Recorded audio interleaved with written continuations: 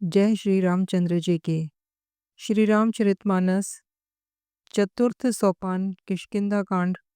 प्रसंग है वानरों का समुद्र तट पर आना, संपाति से भेंट और बातचीत।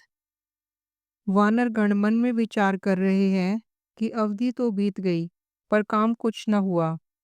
सब मिलकर आपस में बात करने लगे कि हे भाई, अब तो सीता जी की खबर लिए बिना लौटकर भी क्या करेंगे।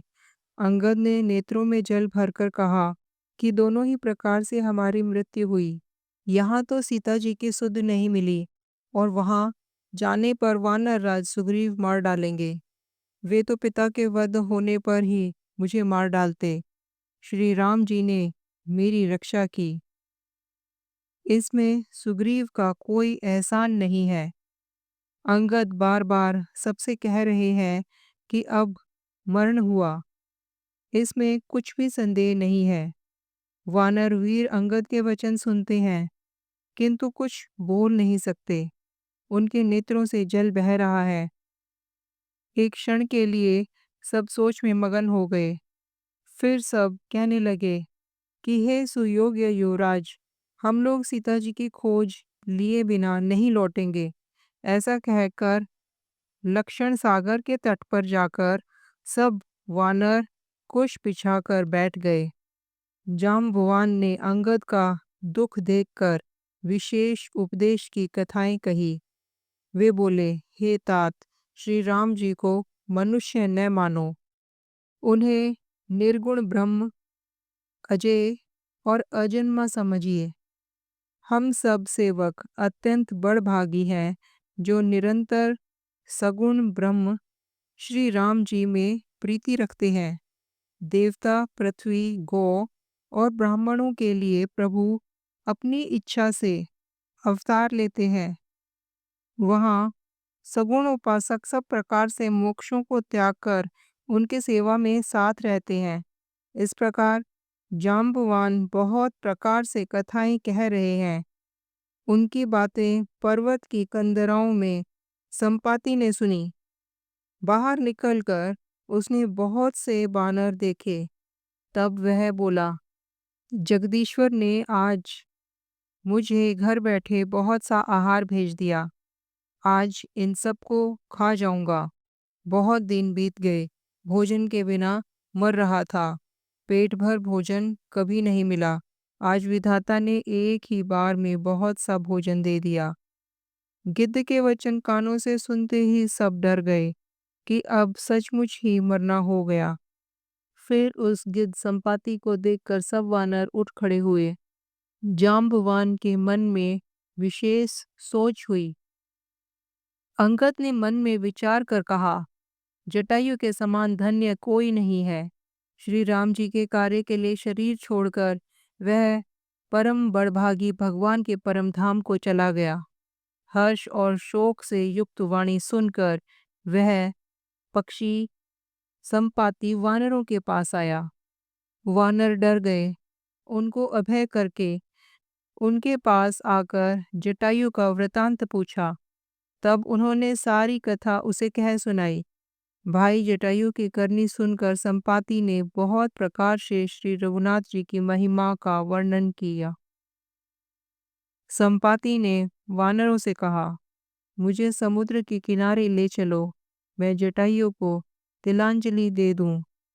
इस सेवा के बदले मैं तुम्हारी वचन से सहायता करूंगा, अर्थात सीता जी कहाँ है सो बतला दूंगा। जिसे तुम खोज रहे हो उसे पा जाओगे। समुद्र के तीर पर छोटे भाई जटायु की क्रिया अर्थात श्रद्धा आदि करके संपाति अपनी कथा कहने लगा। हे वीर वानरों, सुनो, हम दोनों भाई उठती जवानी में एक बार आकाश में उड़कर सूर्य के निकट चले गए। जटायु मेरा भाई सूर्य का तेज नहीं सह सका, इसलिए वह लौट आया। किंतु मैं अभिमानी था, इसलिए सूर्य के पास चला गया। अत्यंत अपार तेज से मेरे पंख जल गए। मैं बड़े जोर से चीख मारकर जमीन पर गिर पड़ा। वहाँ चंद्रमा नाम के एक मुनि थे। मुझे देखकर उन्हें बड़ी दया लगी। उन्होंने मुझे बहुत प्रकार से ज्ञान सुनाया और मेरा देह संबंधी अभिमान छुड़ा दिया। उन्होंने कहा, त्रेता युग में साक्षात परब्रह्म मनुष्य शरीर धारण करेंगे। उनकी स्त्री को राक्षसों का राजा हर ले जाएगा। उसकी खोज में प्रभु दूत भेजेंगे। उनसे मिलने पर तू पवित्र हो जाएगा और तेरे पंख उग आएंगे। चिंता न कर, उन्हें तू सीता जी को दिखला देना। मुनि की यह वाणी आज सत्य हुई। अब मेरे वचन सुनकर तुम प्रभु का कार्य करो। त्रिकूट पर्वत पर लंका बसी हुई है। वहाँ स्वभाव से ही निडर रावण रहता है।